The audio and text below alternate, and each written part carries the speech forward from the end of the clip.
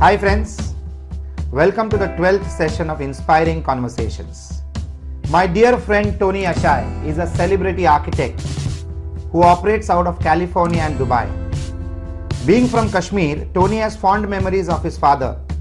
Tony's father recognized his son's passion and supported it by arranging for him to attend the classes at the local art school. His passion for art later led to the discovery of a new career and creative outlet in architecture. At the tender age of 16, Tony left Kashmir to study architecture at the acclaimed French modernist school. The ultra-modern environment of the progressive architecture school was a sharp contrast to the town in which he grew up. On graduating, Tony traveled to Buffalo in New York. While sketching at a local monument, Tony met Robert Shibley, the Dean of the School of Architecture. Professor Shibley was so impressed with his talent and realistic rendering that the Dean suggested Tony to sketch for his feasibility study on the development of downtown Buffalo in exchange for the opportunity to earn a master's degree in architecture at the State University of New York at Buffalo. Following his graduation in 1986, Tony spent 6 months in Europe studying human behavior in urban spaces, the scale and volume of urban space, and its relationship to human psychology. From 1989 through to 1992, Tony Ashai worked on the renovation of the Chrysler Building for the architectural firm of James Barclay and Associates in Manhattan, and in Los Angeles with Edward Carson. In 1993, Tony formed Ashai and Associates in Torrance, California, an architectural design firm.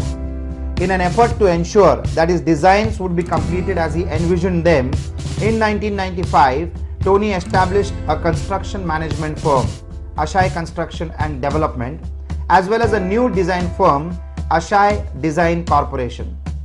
In 2006, Ashai Design Corporation expanded internationally, securing large-scale projects in Pakistan, India, Dubai, and the world over. 1 year later, Tony opened Ashai Design Corporation Dubai as the Middle East office.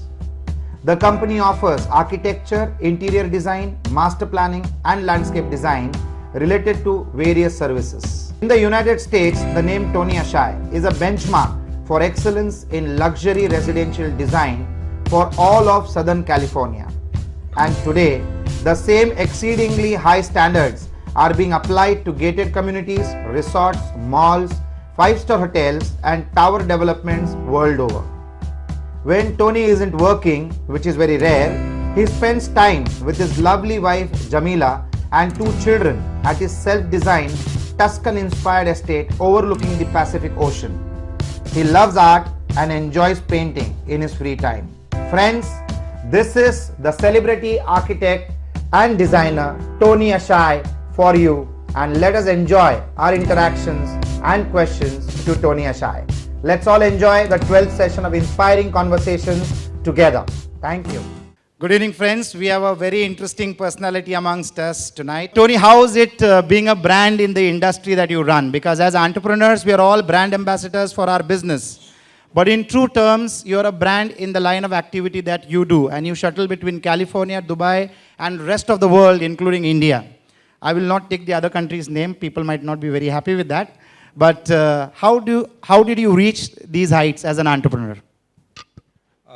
First of all, I want to thank you for bringing me over here. My pleasure. And thank you for introducing me to these lovely people. And when I walked in, I was told this is going to be a gala dinner. There's going to be like big tables with a lot of flowers. And when you introduced me, the Commissioner for Income Tax, now I know why it's low-key and low profile here. So I understand, now I understand the whole idea behind the low profile thing. But I do appreciate, and I'm happy to see wonderful people here. And I commend you for what you do, and I learned a lot about him over the last couple of days, and I found out that this whole thing is as a social service for inspiring young people, and I think it's a commendable job that you're doing. I commend you for that. Thank you, Tony. That's so nice of you. Yeah. Thank you. So the question you asked me, how do you do it between LA and Dubai? And I guess, you know, when you're passionate about what you do and when you enjoy what you do, it's never a burden. It's not a work, just like you. You work 24 hours a day. I work 23 hours a day because I'm a little bit older than you. I need 1 hour sleep. So, you know, I don't get tired. I enjoy. I actually get great sleep in the airplane. 16 hours flight between Dubai and LA.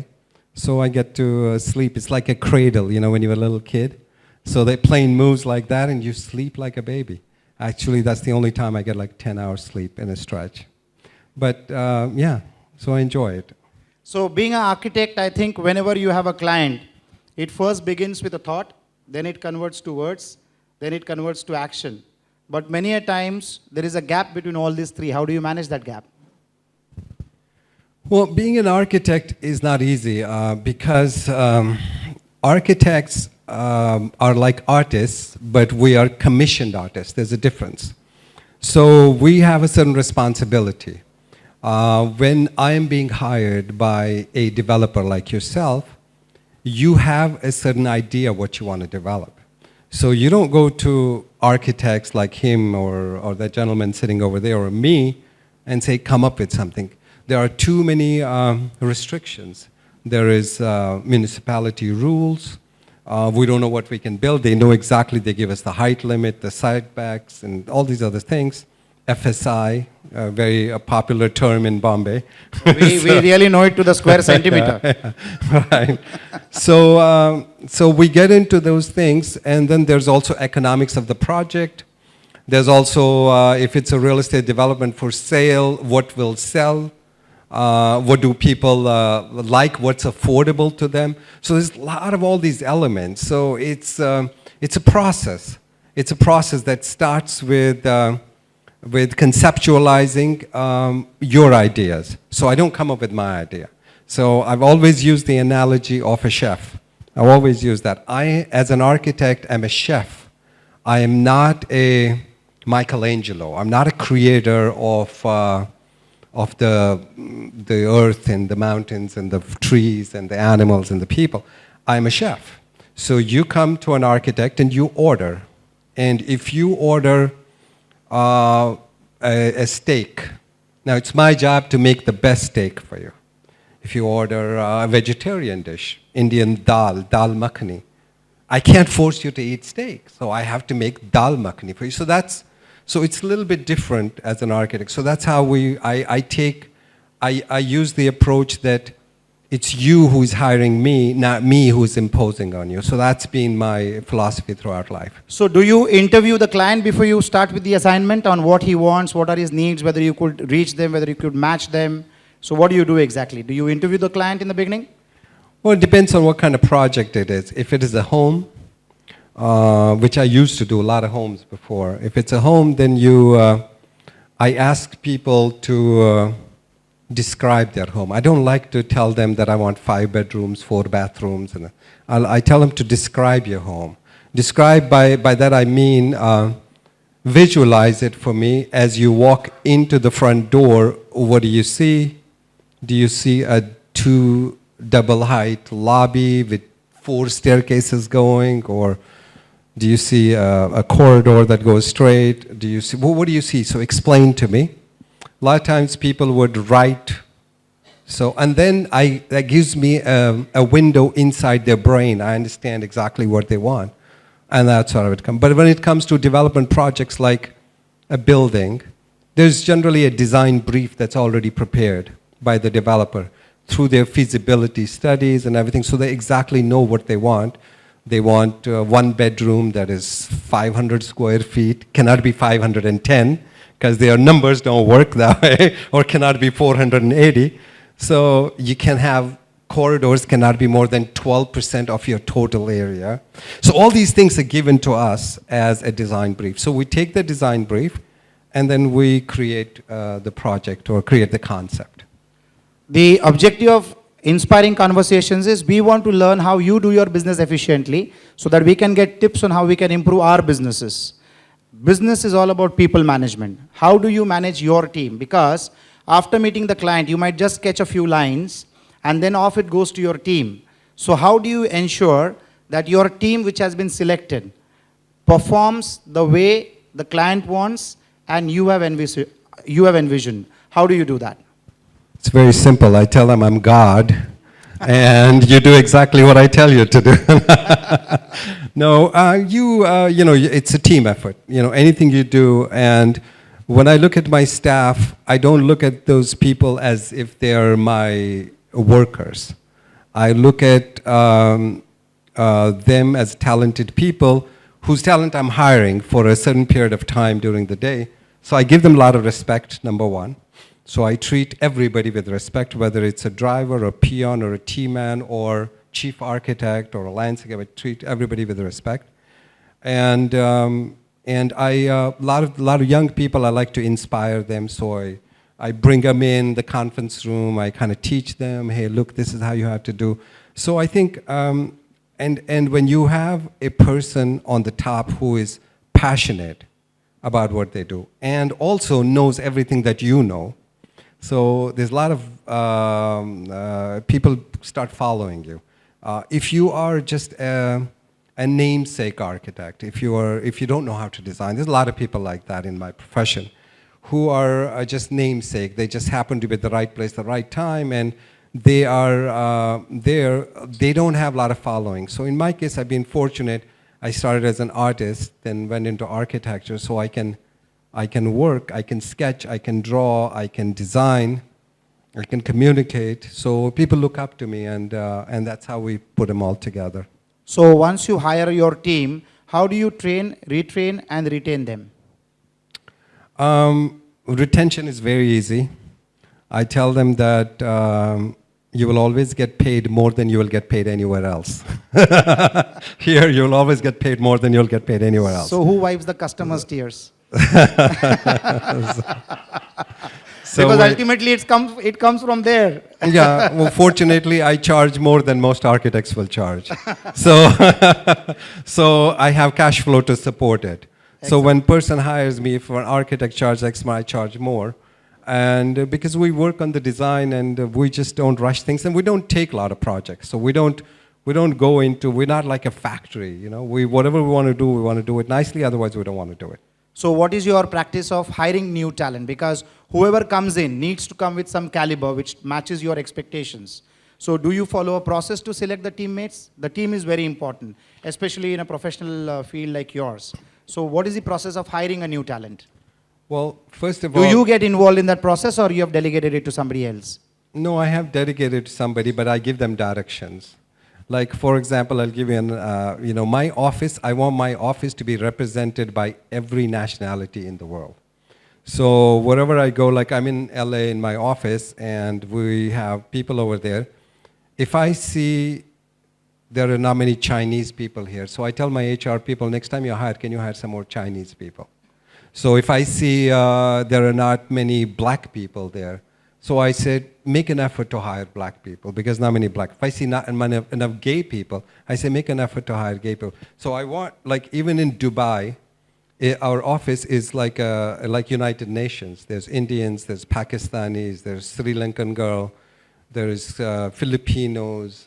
So we try to not make like one group, because we're international and this is, the world's full of beautiful people, and I'm definitely not prejudiced. I look at everybody equally. So I try to hire all kinds of people. So that would be my criteria to them. And then I like to hire people from college graduates. So I would... Fresh minds. Fresh minds. Because then I could mold them in the way that I want them. So I will always have fresh people coming into the office, and who we say, okay, you know what? I sit down with them, I tell them, I don't expect anything from you.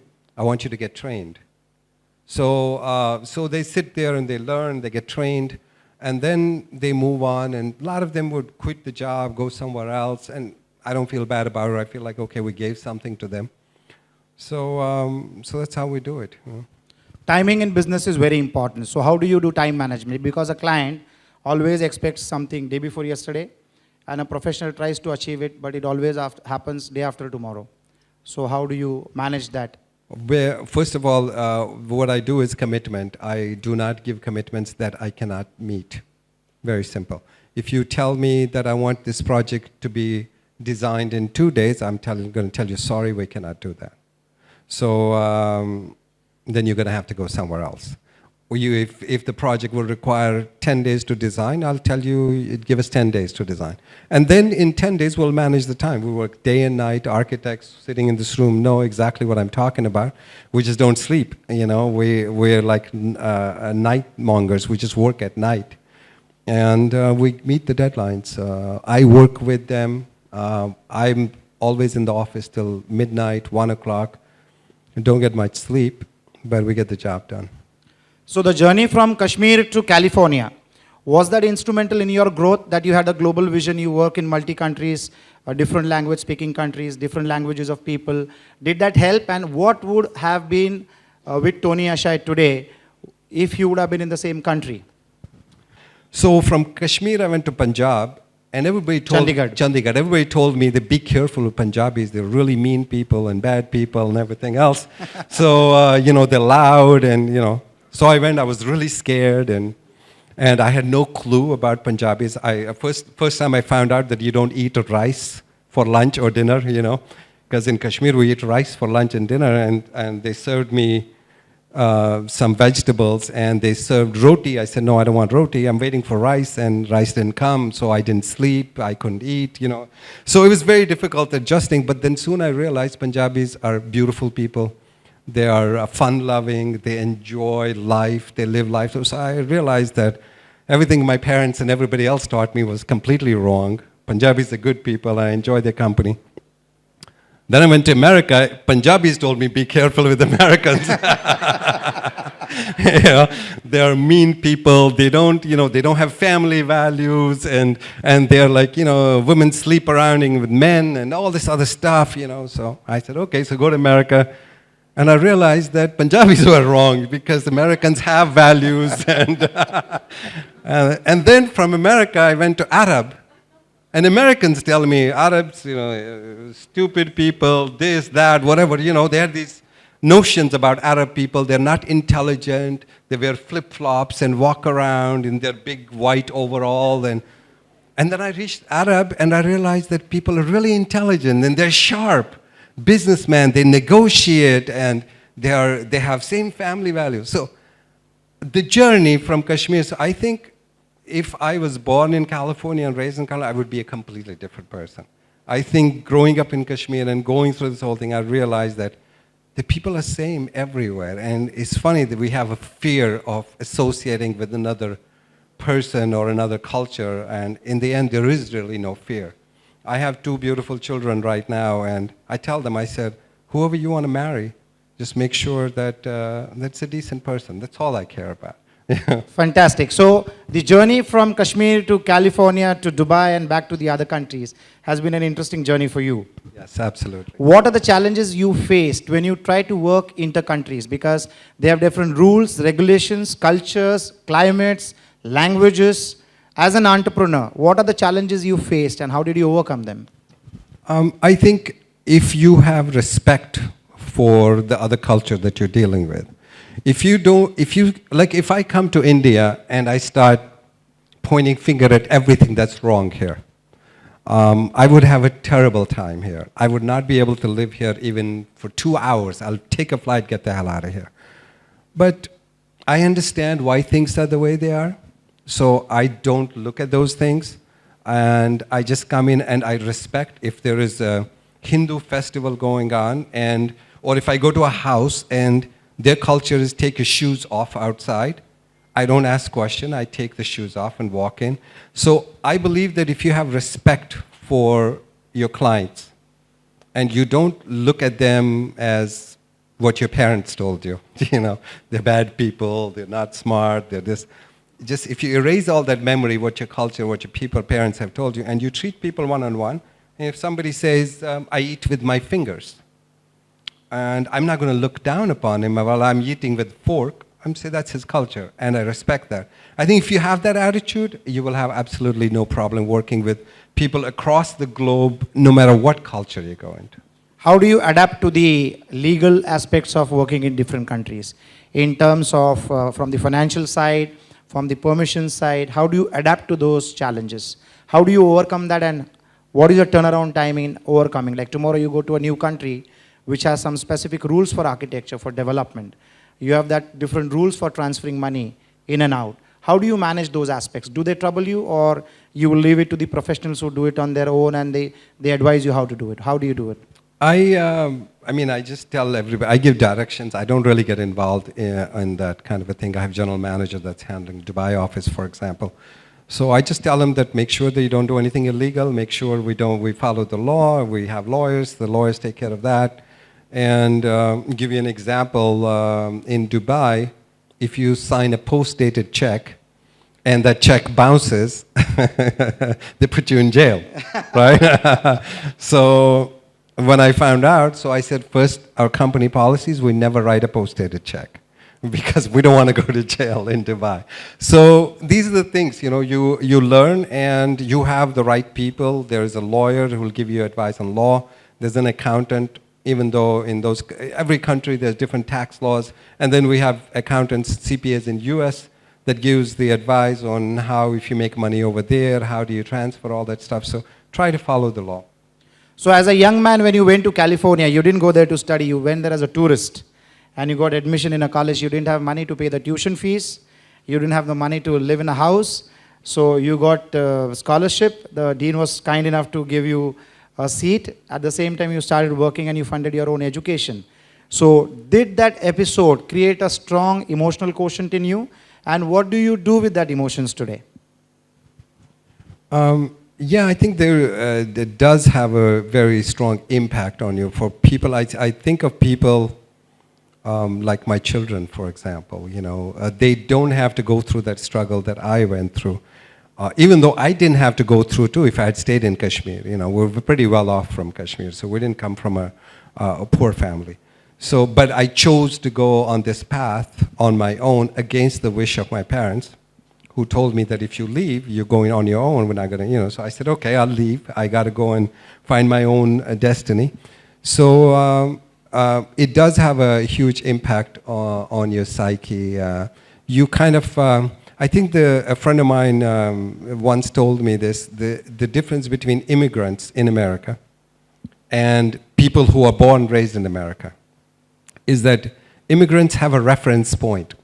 And that reference point is the day you came to that country. Or it could also apply to a person who's self-made. He has a reference point. The reference point is that he was poor. So that's a reference point.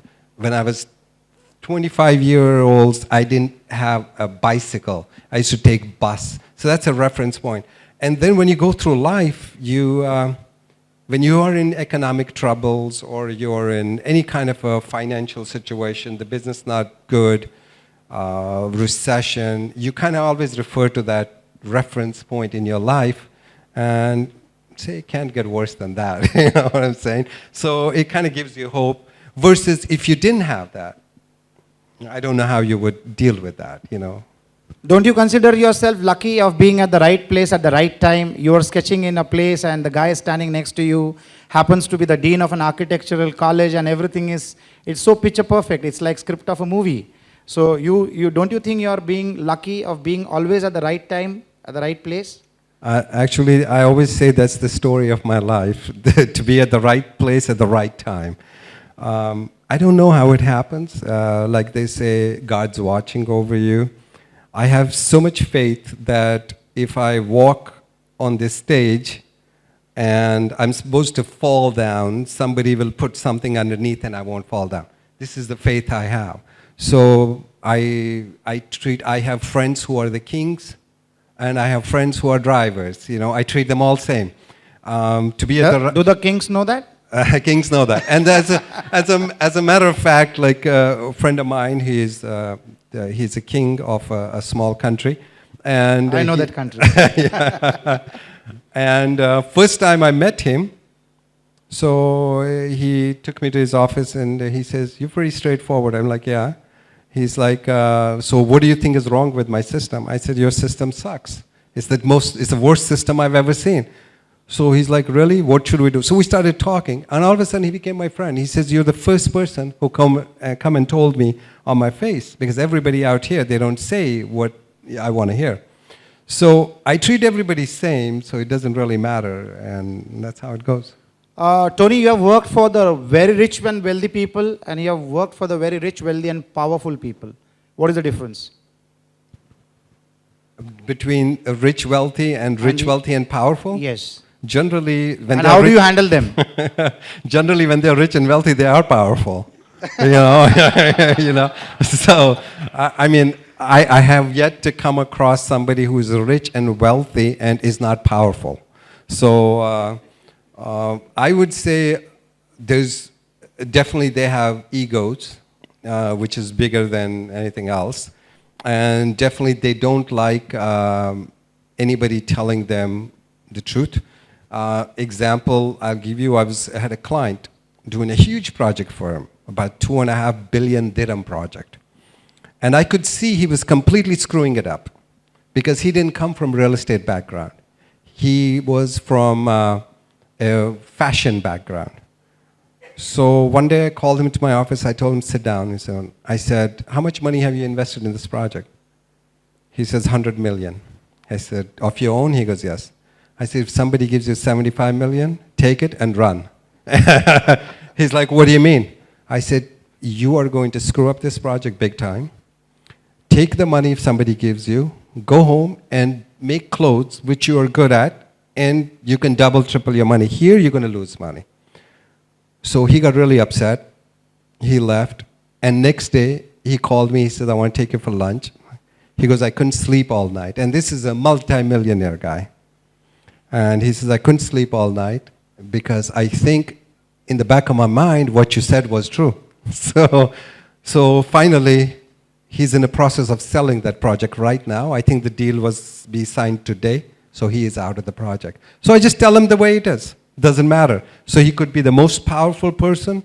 He could be Obama, or he could be Sheikh Mohammed, or he could be Mr. Modi. I'll tell him exactly the way it is. How do you manage a customer relationship? Because their expectations are too high. They go pretty wild also, because I know the rich and the wealthy people have got very less patience. I also know people who are wealthy but not powerful. Like in the king country, there are wealthy people, but they are not powerful because only one man is powerful, that is the king. Okay, I get it. So how do you manage the temperament of your clients? Because they can be very demanding at times. And how do you protect yourself from making sure that the relationship doesn't go sour? Well, I think I would just not offend them. That's number one. You know, if you get offended by people who come in jeans to meet with you, I will not wear jeans. So that would be number one. I will wear a suit if that's what you prefer. So I will not offend you. And but then I would not also go out of my way to please you. I don't do that. I feel that I'm an artist, and you've hired me to create something for you, basically take your ideas and interpret them. And I will do my job. And if there is a personality conflict, I will tell you that we should part ways and we should not. So I'm not really your you know, I don't go out of my way. And I have yet to see a client who fired me because of that. And most of the time, I think, most of them people see honesty in your eyes. And they come around and they tell you, yeah, this is, you were right. So sometimes I think people, when they kiss up to their clients, and I think it works against you many times, and you end up losing the client. When you tell them the truth, that it's not going to happen, if they come up with, I want to build this building at 250 dirhams per square foot, and I look at the building, I say, it's never going to happen. They don't want to hear it, but I tell them, okay, go somewhere who will build it for you for 250 dirham, and then come and talk to me. So I gotten phone calls after a year and saying that you were right, I should have listened to you and things like that. So, I work on a long-term basis, not on a short-term basis. Tony Design Corporation was established in 1993. How has the growth happened in so many years? Did you have to market your skills and your talent, or business came to you? How did it multiply? How did you go to various countries and various continents of the world? I think definitely the talent that we bring in. What percentage of talent and what percentage of good looks? Looks? No looks at all. So it's looks would work if all your clients were women. So unfortunately, all my clients are men. So I guess the looks wouldn't go. These days, even that works. Yeah. If you're in San Francisco, that would work. But I'm in LA, so definitely talent, and I think, if you consistently do something and you do it right and you don't screw up, I think the word goes around. I mean, if I come to Bombay today and open an office here, I consistently do good work. In about 10 years, I think everybody who is in real estate development would have heard my name. They will say, yeah, this guy does good work. It's like same thing in Bollywood you have here. I have so many friends. There are people who are very talented, but they have a bad personality, and they don't want to work with them. So I think it's a combination of you have to be talented, you have to have great personality, you have to be able to communicate with people, you have to be able to give people more than what they expect. I think that's been my key to success. If you hire me and you're expecting I'll give you this service, when I'm done with providing you service, you will tell your friends that he gave me more than an architect would give. Because I get involved in everything. To the point where I've been marriage counselor between husband and wife. I mean, those are the days when I was doing houses for people, and I mean, you're working closely with husband and wife, and you find out there's a problem there, and then, I mean, when you're designing homes, you get very close to clients, and you want to, you understand their whole lifestyle, and then you start questioning, why do they want separate bedrooms, one for him, one I mean, they tell you in the initial meeting he snores, so I want him, but the later you find out that's not the truth. So you end up becoming marriage counselor, you end up becoming a shrink, a therapist, and so you play all those roles. Sometimes I'm in Dubai, I see all these amateur developers in Dubai, you've seen them all around. I see them all the time. And I come with 30 years of experience in architecture and construction and real estate, and I see the guy, and I try to advise them that, look, either you do it this way or don't do it, So we do, What is your learning edge? As professionals, as entrepreneurs, we need to keep on learning. This is also one of our sessions where we learn from experienced people like you. What's your learning edge? Where do you learn from? Is it something systematic and strategic, well planned, or it happens randomly? What's your learning edge? How do you learn? Google. Google and YouTube. When I'm sitting doing nothing, of course, I learn through travel. I learned through interacting with people. I learned a lot interacting with you in last 1 hour, sitting in the car in the traffic. So you learn, as long as your mind is open, you'll constantly learn. Worst thing that can happen to a human being is when they're prejudiced. This is the worst thing that can happen to you. I think if you want to give somebody a curse, tell them that I hope and I wish that you become prejudiced. That is the worst thing. That's like cutting his legs off. So when you're not prejudiced, you're open to everything. I'm not prejudiced. Yes, I'm Kashmiri, but I'm not prejudiced against who is not Kashmiri. I'm not, which is very unlike Kashmiris, by the way. Kashmiris are very prejudiced people. So, and I think you should be able to critique yourself, and you should be able to take positive critique from people.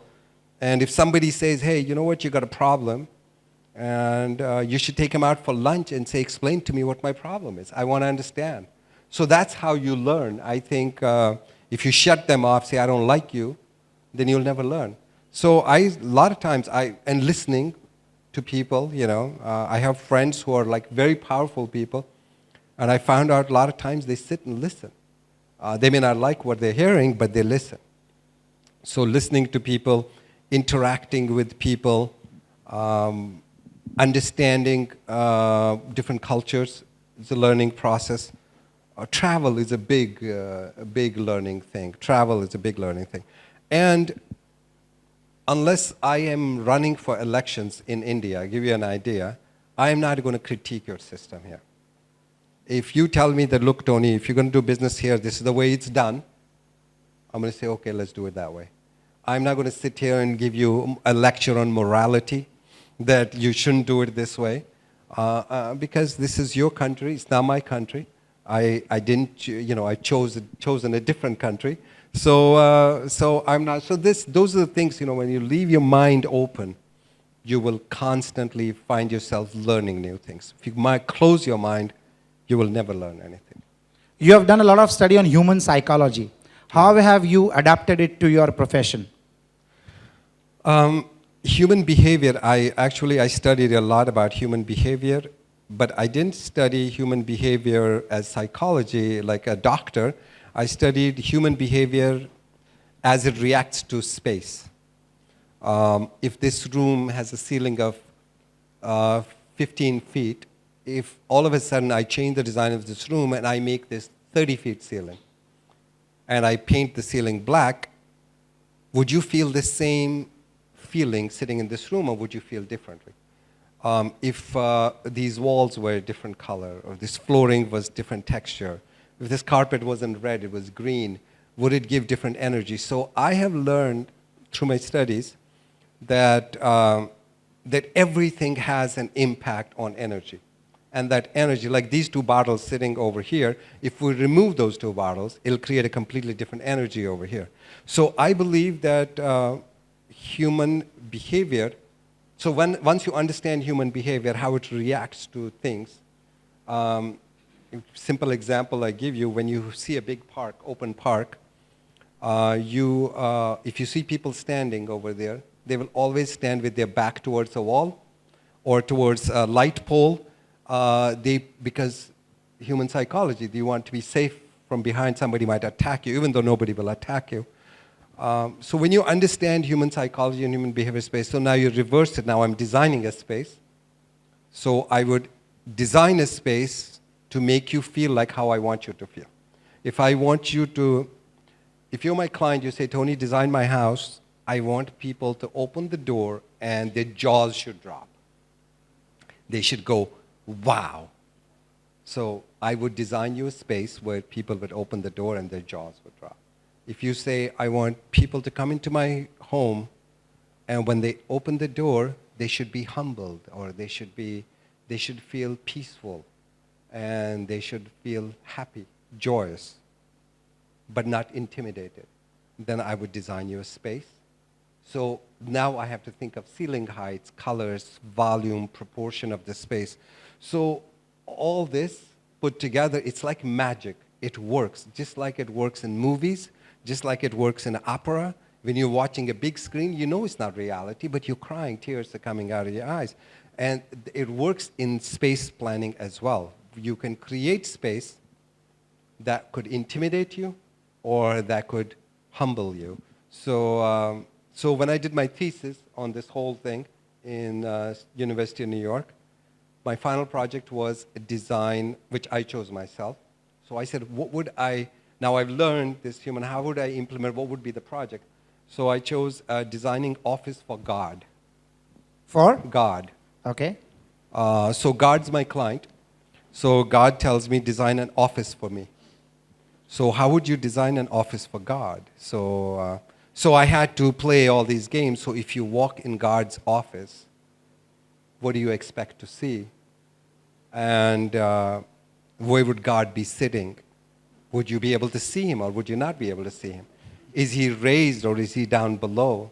So you walk in. So I designed this whole God's office, where you come in and there's a series of spaces you go through and you can hear God. And God says, Rajesh come inside, but you cannot see him.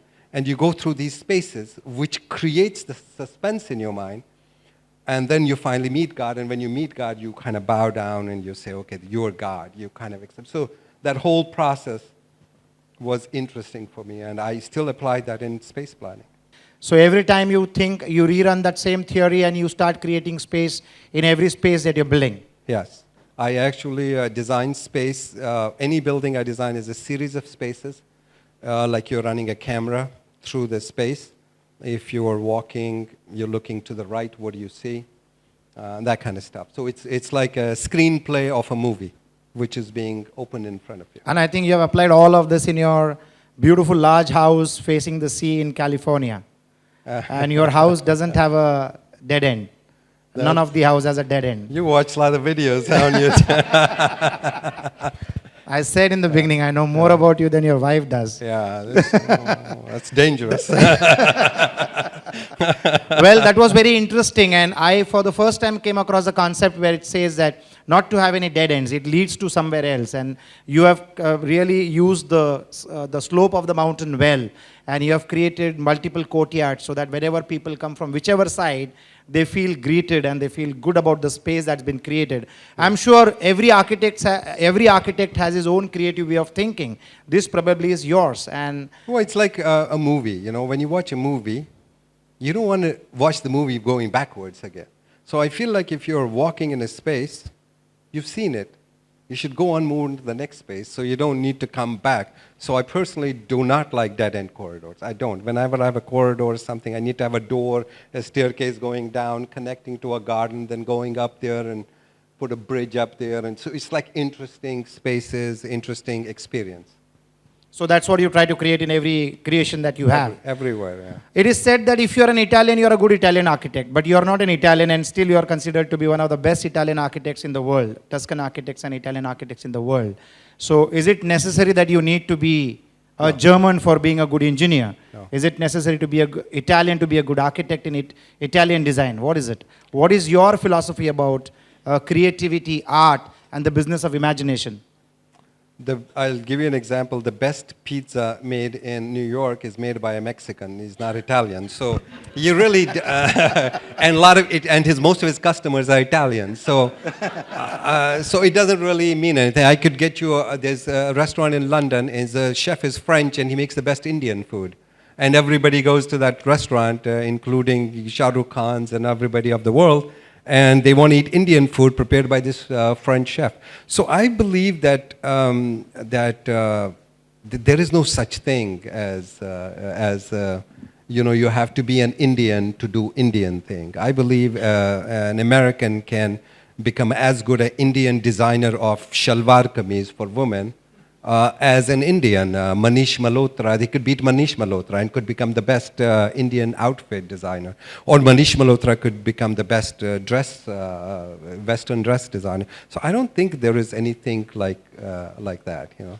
So one last question from me before we begin with the audience. My last question is, what inspires Tony Ashai? What keeps him alive, ticking, and making sure that he beats his performance of yesterday? You know, actually, things that inspire me are strange. You know, a lot of times I get inspired by not necessarily very, very successful people. I get inspired by people who are underdogs. Like when I see a guy, I'll give you an example. I have a guy in Dubai. I hired him to cook for me, but he wanted to become a driver. And his name is Yusuf, and he failed 26 times in his driving test. And his salary was 3,000 dirhams. And every time he failed, he had to pay 2,600 dirham fees for another exam. And I thought this guy will give up, but he didn't give up. Finally, he became a driver. So now he's my driver. And these are the people that inspire me. I see them everywhere. I see people who you meet here. There could be a person here, and everybody would tell him. And it happened to me. When I started my company, I used to work with an architect in LA. And he told me, what are you going to do? Why are you quitting? I said, I'm going to start my own firm. He said, you know, I don't think you will be successful in this business. I'm like, why? He says, most Americans would not hire a guy who came from India, and, you know, there's a little bit of prejudice. And so I just looked at him. I said, what about the immigrants, you know, who are here? There's a lot of Chinese, Indians, Koreans. Maybe I'll start with them. But he was wrong. A majority of the people that hired me were American. So everything people tell you is completely wrong. They're lying to you. They're giving you wrong information. You could be the ugliest man in the world and become the most superstar in Bollywood or Hollywood. And you could be a fat, overweight woman and become a fashioned diva on it. So this is completely untrue when people say that. So I get inspired by underdogs. Like I watch movies, I sit there, I cry when I see Rocky Balboa go and beat that guy, and he was not supposed to beat him. So those are the things that inspire me, people like that. Fantastic. One last question. I cannot stop without asking that question. Tony, you have done a lot for the urban people of the world. You have done a lot for the wealthy people of the world. What are your plans for doing something with your talent and your experience that you have got over the last 30 years? What are your plans for the economically challenged people? They also deserve a good house. What are your plans for them? Yeah, I've been so busy in the last 30 years. To tell you honestly, I've never gotten time to think, but it's been in the back of my mind. Want to create something for low-cost housing, where people are, affordable housing. And till now, tell you honestly, I have not really gone into that thing. But if I put my mind to it, I'm sure I can come up with something. But I believe that if I ever do anything, which I discussed with you, I don't believe in just building a house for them. I want to see as house, like if I'm doing something in a village, I want to probably do a research on what is the local material they use, what is the local craftsman, so it would also provide employment to them while we're building. So I'm against building an affordable house in, let's say, Chennai and bringing the material from China. I don't believe in that. I believe that if you're doing social service, affordable, then you might as well do all the way. And then use the local talent, use the local material, use the local know-how, provide the employment, and maybe use the local people and improve their talent a little bit. So create like human resource and all this other stuff. So small cottage industries. I've had discussions with a lot of politicians here in India, and maybe we'll do something soon. Maybe we'll do something together. 100%. I think that was phenomenal. Can we all applaud for this lovely human being, Tony Ashai? Thank you. The questions are open, and we can start asking. Yes, Vivek. Hi. I think you should hold it here, that way it won't make noise. Sure. Okay, thank you. So the most beautiful spot in Mumbai is our Queen's Necklace because of the Art Deco buildings, and all of them the same height. But we owe that to the British, which was done a long time ago. What do you say about Dubai and the skyline in Mumbai with the buildings, of all different heights and sizes and looks? What is your opinion about that? Should there be rules to give the city a more uniform look? It's all, I don't know if you know zoning ordinances. In every city there are zoning ordinances, and zoning ordinances in the past were derived from the width of the road. So if the road was a certain width and the buildings can be certain height. But now we are working on a completely different zoning pattern. It's called mass-based zoning. It's like we design the mass first, and we design the skyline now. It's form-based zoning. So what we do is we would come up with different forms that we want. So the skyline is designed up front. So in Bombay, it'll be very difficult to change the skyline now unless they change the zoning and all these buildings get demolished. But Dubai is a very brand new city. It's less than 20 years old city. And the skyline was predetermined, was pre-designed by the master planners. here, there was no skyline that was designed. Here, they just did zoning, ground plus 6-story buildings, and they designed the facades. So at that point, I don't think skyline was even discussed back in probably 20s or 30s when Britishers did the master planning of Bombay. But now you see over here in Juhu and Andheri, you are developing skyline. So I really don't know what to tell you other than that. Next question. Yes, Archana? Hi, Tony. Nice to meet you. You said something about your creativity and your science of space.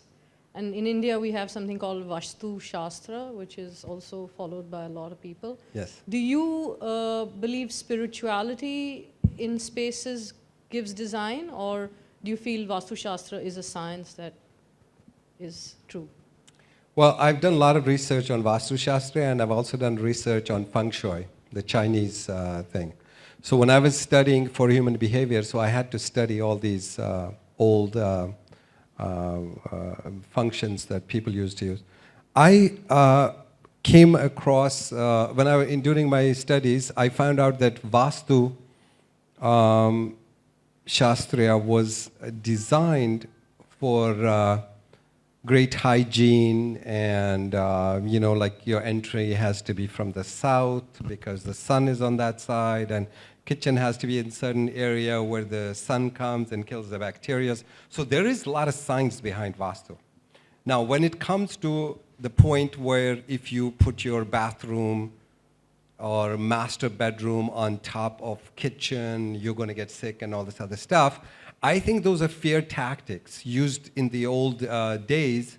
So you don't build a bedroom on top of a kitchen because there might be a fire. So instead of telling you, look, there could be a fire and you could burn in your bedroom, you may not be able to get out. So they created a scenario where you could lose your first child if you build that over there. Or you could get sick if you build your bathroom. Like in Feng Shui, if you build a bathroom at the entry, you will get sick all the time. They just didn't want bathrooms at the entry. So, but how do you tell people, because back then there were no municipal codes and building codes, and then how do you tell people? So you use scare tactic. But having said that, there are other things in Vastu and Feng Shui. Like, for example, when you open the door to a room, Feng Shui says, as well as Vastu says, if you walk in from that door and this is my office, you should be able to see my face right away, not my side or not my back. So that's the right Vastu and right Feng Shui. So my desk can only be facing this way. So you come in that way and you see my face.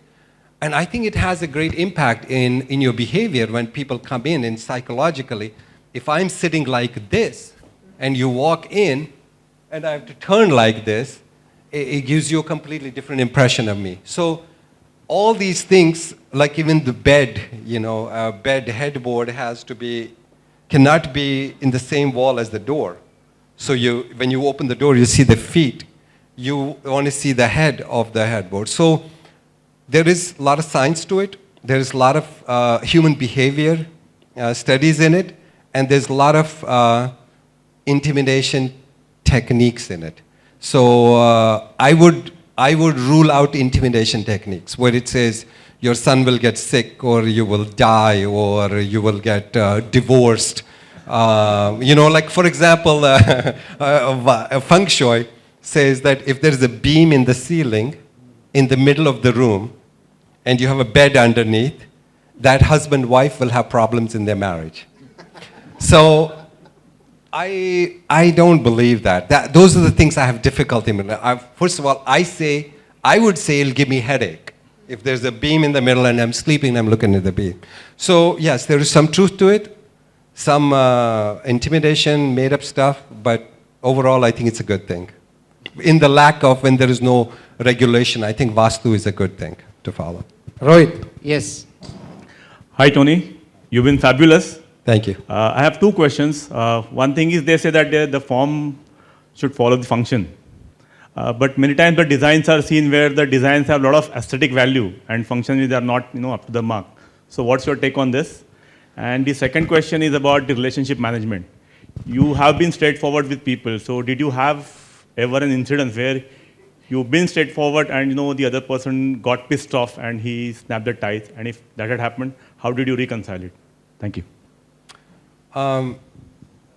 First of all, what was the first question? I'm sorry, I forgot. Follow function. Huh? Regarding form, follow function. Form, yeah. So I'm a strong believer function is more important than form. I believe that, I don't believe that form should dictate the function. And there's a lot of examples to prove me right. If you go and see a lot of buildings that look like a tire, or look like a ship, or look like a shoe, or something like that, there's a lot of compromise on space planning on that, because you're rigid in this form. And the most common word you will hear from developers, I want my building to be iconic. And I tell everybody, if every building is iconic, then no building is iconic. You know what I'm saying? Like, honestly, I had so many clients in Dubai, everybody wants his building iconic. I said, okay, I used to scare them. I said, iconic building will cost twice to build. Are you ready to spend? And no, we want to spend half the money, so okay, well, we'll try our best to make it functional so you can sell. And example is in Dubai, because it's our recent example of development. Dubai is a perfect case study for all architects, urban designers, and everything else, because it happened in the last 20 years. There's a place called JLT, Jumeirah Lake Towers. There are many towers built there. There's one tower, the rate of sale is 1,400 dirhams per square foot. There's a tower next to it, 900 dirhams per square foot. And you wonder why. And it's because the guy next to it tried to force the shape of the building on the floor plan. And then when you go into these apartments, you cannot put bed anywhere. The wall's a little bit curved. Furniture is always rectangular most of the times. Okay? You're talking about the twisted building? I'm not going to name any buildings, Okay. but I'm just going to say, give you an example. Then there are buildings that look very simple on outside. They're not iconic. They don't look like a telescope. They don't look like a tire. But when you go inside, the space plan is beautiful. Bedrooms are right size. There's a wall where you can put the bed. There's a wall you can put sofa. Somebody's thought about it. So I'm a strong believer in function should lead, not form. Form should not lead. Form should come after. But at the same time, if you're a good architect, you can achieve both. You don't have to compromise on form. You can achieve both, but in the front is function. That was, and the second question, what was the second question you had? Something about... Suppose because of your straightforward nature, you have snapped ties with the client. Nobody. How so have far. you reconciled? Nobody has, I haven't snapped ties. I have been very straightforward, but I make sure that I'm not offensive. If I call somebody and I want to tell him that your breath stinks, I would probably tell him in a room where there's nobody else listening to it. So I'll take him to the side, I'll say your breath stinks, or you have body odor, go wash yourself. I won't humiliate him in front of others. So most people appreciate honesty. People may not like you immediately, but in the long run, people appreciate honesty. Lovely. Sidhu, we'll take 3 more questions after this question. Good evening, sir. Hi. You have been designing houses for all luxurious people, all luxury houses. My question to you is, how important is luxury for a common man? Because they are not much into spending money for luxury. So what difference it makes, and how should we start adapting to spending money? Well, a common man, I think his requirement is a roof over his head, and a proper, clean, hygienic, proper space planned apartment to live in, or a house to live in. I think luxury is something that has no limit. You meet a guy who you think is filthy rich, and he's bought a Rolex watch. And then you meet another guy, he looks at that Rolex watch and laughs. He says, who wears Rolex watches these days? I got Philippe Patek over here. And then you meet another guy, he says, who wears that? And then you have a guy who has a Rolls Royce and Bentley. Then you meet another guy, he has an airplane. Then you meet another guy, he has a fleet of airplanes. So there's luxury has no limit. I think as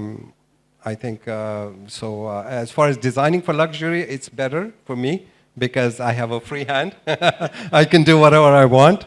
Budget is never a limit, but it should be very challenging. I haven't done low-cost housing. I haven't done affordable housing, so I really don't know what it's like, but I'm sure it'll be a good challenge to take one day.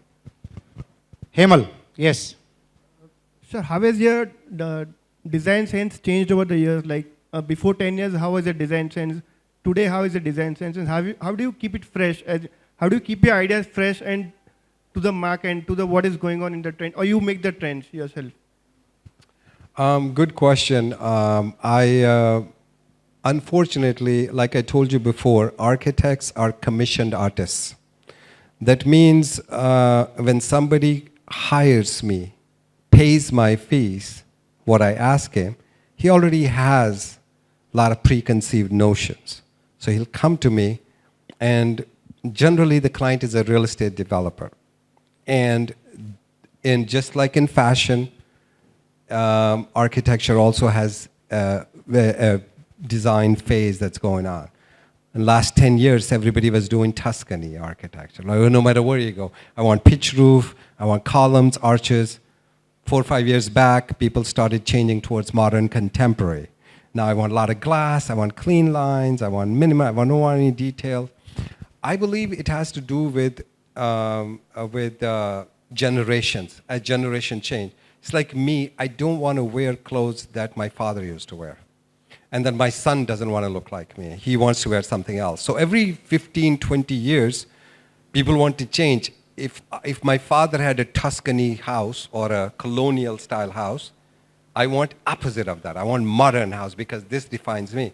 Now, my generation defines modern, the next. So as an architect, if you're going from generation, of course you have to adjust to these styles. And just because I'm a commissioned artist, he comes to me, he goes, Tony, my clients, my customers want Spanish architecture. That's in fashion. So I make the best Spanish architecture. My preference is minimalist architecture. If I had to do something for me today, I would do completely like a naked body, no clothes. This is what I would do today. But I didn't do that 20 years ago. 20 years ago, I would put a lot of clothes and jewelry and everything. Today, at the age of 51, I would, if I was designing a human being, I would design a completely naked human being. One last question, Praveen. Yeah, evening. After 30 years of your career, are you more an artist or a businessman? I will always be an artist. I don't think I will ever die as a businessman. I mean, business is something that is a necessary evil. You know, what are you going to do? If you are, my father told me one time, he says, you could be the best architect in the world, but if you don't build any building, you're useless. Nobody knows about you. So in order to get to that point where people hire you or you develop, because I have also gone into real estate development. One time I got sick of these developers. I said, if this developer comes to me, asks me to create something for him, what does he have that I don't have? Money. So I said, okay, I'll find somebody who has money. So I went and found somebody who had money. I said, you put your money in, I will develop it, and we'll create amazing architecture. Then I found out that it's a lot more complicated than just simply putting money together, And I lost my shirt on that. And then I backed back. I said, okay, wait a minute, this is not my cup of tea. So let them do, because, in business, when you're doing business, you have to do sales. So when you're doing sales, a lot of times you have to say even what you don't believe in to make the sales happen. As an artist, you won't do that. As an artist, you will say exactly what's in your mind. So there's a conflict between an artist and a businessman. So if you are an entrepreneur and a businessman who is not an artist, you have a lot more chances of succeeding, versus if you're an artist and an entrepreneur, you have a lot more chances of failing. Yes, Dr. Rajesh. Yeah, good evening, Tony, sir. It was an excellent learning.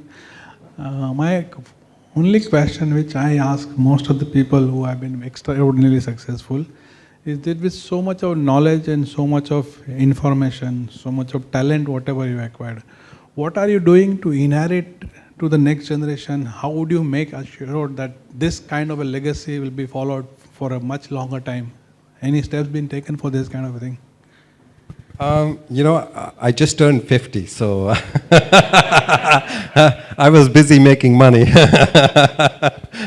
So I think, yeah, it's definitely on the cards. I have a friend who is ruler of a country, and with him I'm starting a school, a design school. And we came up with this idea that that a lot of Muslim girls from Middle East, they have a lot of talent.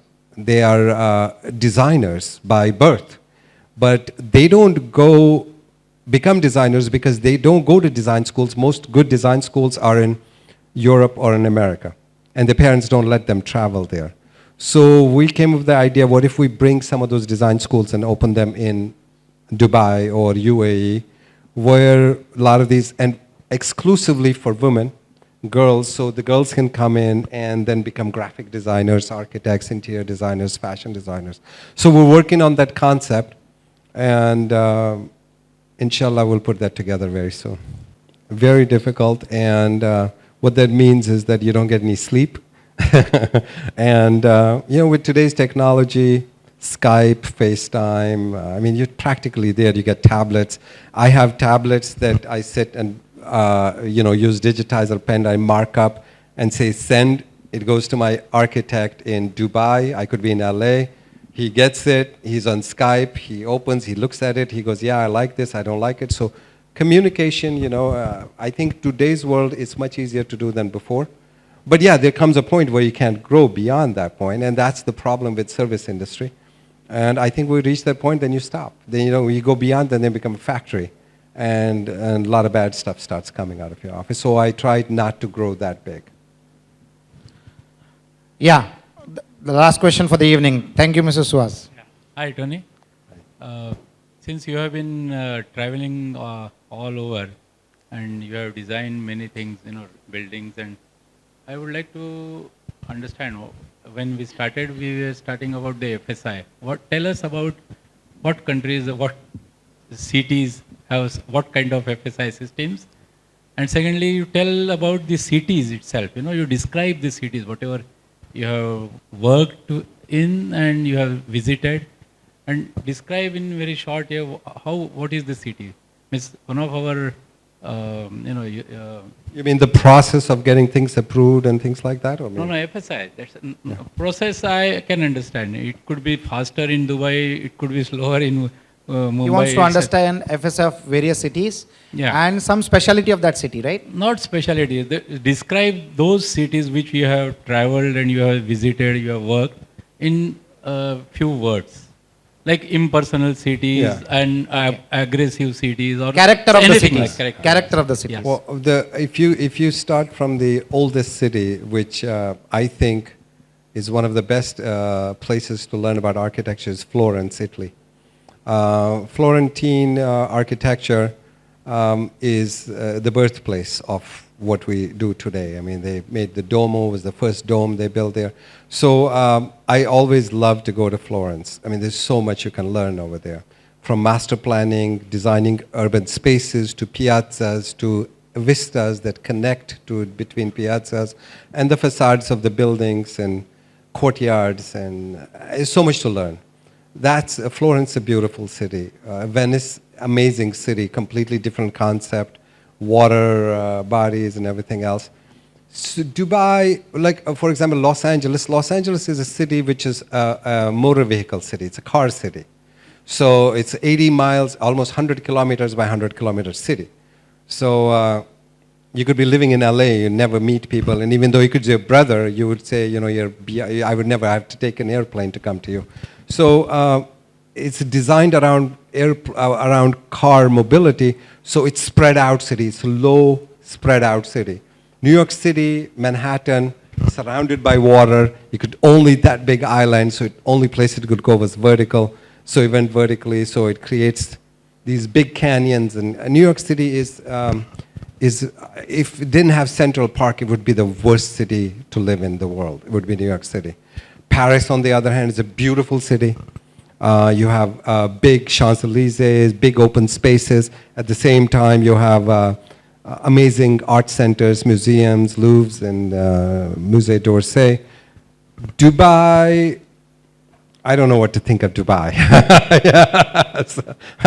Dubai, I think Dubai is a city that I think it's too early to pass a judgment on that city yet. I think I have to wait probably another 20 years and see how it evolves. It's too new. 20 years back, there was nothing there. And all this happened. So I think we wait and see how it, I mean, they're doing definitely a great job.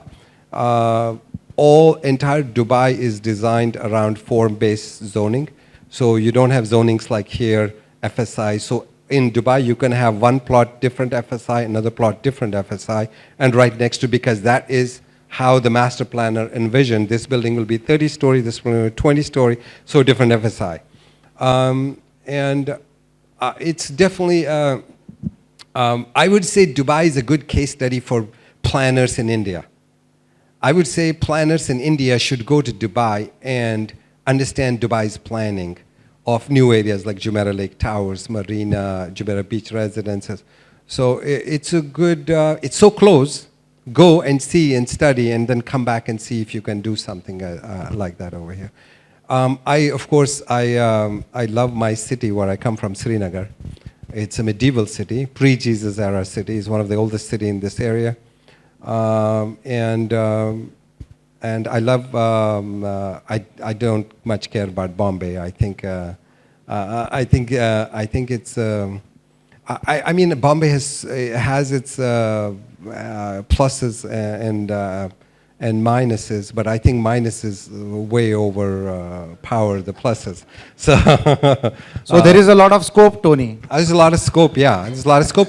The thing, like, I don't understand in India, why don't people paint buildings? I don't get that, you know, and people, all the paints run off from all the buildings. And I'm thinking, because I didn't practice architecture in India, even though I'm from here, I'm thinking the reason probably is there is a thing called primer. When you paint concrete, you use a bonding material called primer, and then you put paint. I have a feeling people here don't know that there's a thing called primer, so they probably use water-based paint on cement, and the next monsoon, all the paint comes off. So maybe somebody should just introduce primer here, and that the paint will stick to the wall. Yeah. So, but you know, those are some of the cities, my favorite cities. So sorry friends, the questions are over. Can we all clap for him? Oh.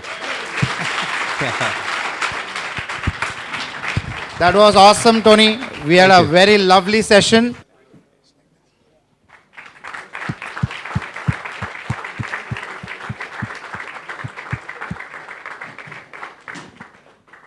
Oh, a mug.